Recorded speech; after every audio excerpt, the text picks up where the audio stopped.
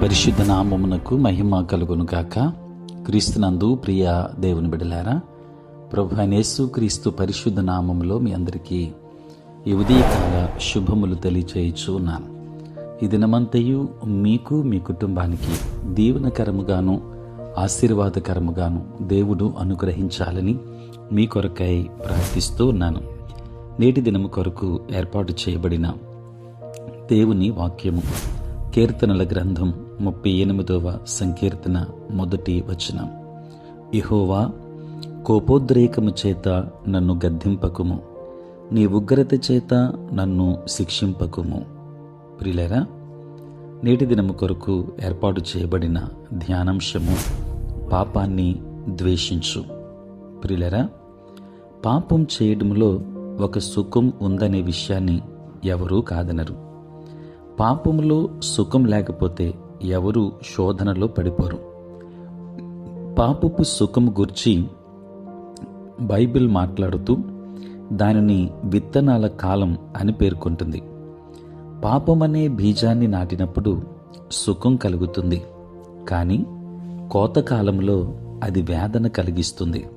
కనుకనే మనం పాపం చేసినప్పుడు మనం ఎలాంటి వేదనకు గురవుతామో 38వ కీర్తనలో భక్తుడైన దావీదు స్పష్టంగా వివరిస్తున్నాడు. యెహోవా, కోపోద్రేకము చేత నన్ను గద్దింపకము, నీ ఉగ్రత చేత నన్ను శిక్షింపకము అని. ప్రియులారా, భక్తుడు ఇంకా మాట్లాడుతూ దేవుని బాణాలు తనలో గట్టిగా నాటబడి ఉన్నాయని, ఆయన చెయ్యి తన మీద భారముగా ఉందని చెప్పాడు. తన ఎముకలలో స్వస్థత లేదని చెప్పాడు. తన దోషాలు తన తల మీద బరువుగా మోపబడి పాపమనే సముద్రంలో ముంచబడ్డాయి. నా మూర్ఖత వలన కలిగిన నా గాయములు దుర్వాసన గలవై స్రవించుచున్నవి. నేను శ్రమ చేత మిక్కిలి కృంగియున్నాను, దినమెల్లా దుఃఖాక్రాంతుడినై సంచరించుచున్నాను అని 5-6 వచనాలలో భక్తుడు వ్రాస్తున్నాడు. ప్రియులారా, ఈ వివరణ దేవుడు బైబిల్లో ఎందుకు ఉంచాడు? పాప పరిణామాలను దూసుకు వెళ్ళే బాణాలతోనూ, భారమైన చేతితోనూ, వ్యాధితోనూ, బరువుతోనూ, మునిగిపోవడముతోనూ, ఊపిరాడని సమాధానం లేని స్థితితోనూ ఎందుకు పోలుస్తున్నాడు? ఎందుకంటే మనం పాపాన్ని ద్వేషించాలని దేవుడు కోరుతున్నాడు. ప్రియులారా, పాప పరిమాణాలు మనం పాపానికి వ్యతిరేకముగా మసులుకోవాలని మనలను హెచ్చరిస్తున్నాయి. ఈసారి మీరు శోధనకు గురైనప్పుడు పాప ప్రతిఫలముగా కలిగే వేదనను గుర్తుకు తెచ్చుకొని పాపాన్ని వ్యతిరేకించడం నేర్చుకోండి. ప్రియులారా, ఈ కీర్తనలో దావీదు ఏం చెప్పాడో జ్ఞాపకం తెచ్చుకోండి. నేను క్రైస్తవుడను, నేను పాపం చేయగలనేమో అని మీరు అనవచ్చు. కానీ మీరు పాపం చేయలేరు. ఎందుకంటే మీరు ఏమి విత్తుతారో దాని పర్యవసానాలను అనుభవిస్తారు. తన వారు పరిశుద్ధతలో నడవాలనే ఉద్దేశంతో దేవుడు తన వారిని శిక్షిస్తాడు. ప్రియులారా, కాదు అని చెప్పడం ఇతరులకు మనం నేర్పించాలి. ఇతరులు పాపం చేయనట్లు ప్రోత్సహించకుండానట్లు మనం జీవించాలి. ప్రియులారా, పడిపోయిన వారి పట్ల కొంత సానుభూతి చూపండి. పాప ఫలితాన్ని కోయడం ఎంతో విచారకరం. ఆ పాపం క్షమించబడినా సరే దావీదుకు ఆ సంగతి తెలుసు. కనుక అలాంటి వారిని స్థిరపరచునట్లు ఇతరులను ప్రోత్సహించండి. ప్రభువును ఇంకా ప్రేమించడం నేర్చుకుందాం. ఎందుకంటే ఆయన మన కొరకు సిలువలో ఈ పరిణామాలన్నింటినీ అనుభవించాడు. ఆ భారాన్ని ఆయనే వహించాడు.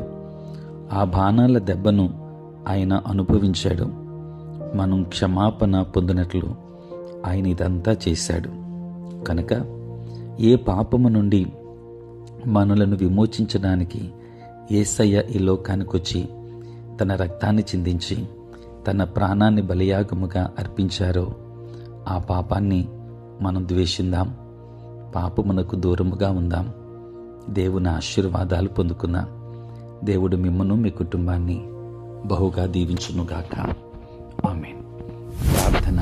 పరిశుద్ధుడైన తండ్రి, ప్రేమ కలిగిన మా యేసయ్య, మీ పరిశుద్ధ నామమునకు వందనాలు, స్తుతులు, స్తోత్రాలు చెల్లిస్తున్నాము నాయన.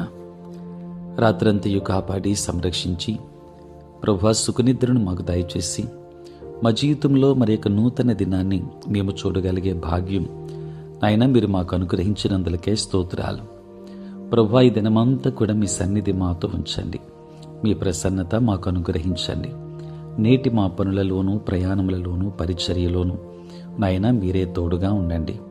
ఎంతోమంది బిడ్డలు రక్షణ లేక నశించిపోతున్నారు. వారికి రక్షణ భాగ్యాన్ని ఇవ్వండి తండ్రి. బలహీనులైన బిడ్డలున్నారు, వారిని బలపరచండి. అనారోగ్యముతో ఉన్న వారికి ఆరోగ్యాన్ని ఇవ్వండి. సంతాన లేమితో ఉన్న వారికి సంతాన భాగ్యాన్ని ఇవ్వండి.